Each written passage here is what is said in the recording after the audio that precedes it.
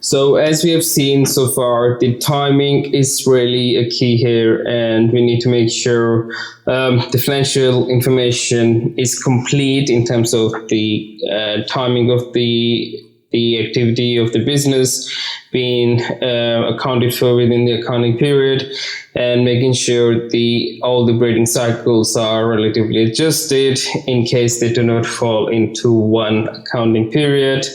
And what we generally do in instances where we are reporting on financial transactions for a period of time, for accounting period, we analyze those accounting entries made, and any entries we see is made for an operating cycle which is not fully or 100% completed within the relevant accounting period. We have to make an adjustment entry for that. So in principle, you'll see there will be a first step of the trial balance you'll see, and then you will also hear about the adjusted trial balance, and the difference between the two is mainly adjusting for the timing of the accounting periods, and adjusting the accounting entries made into the ledgers for the period they relate to, and anything that does not relate to one accounting period is split between the accounting periods.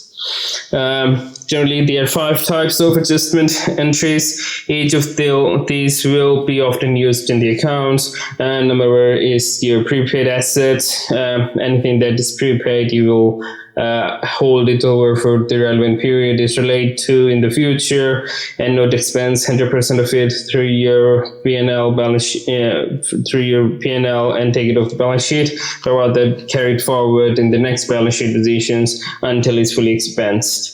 The next one is unearned liabilities, where if you have received revenues in advance, you due to provide the service to them in the future.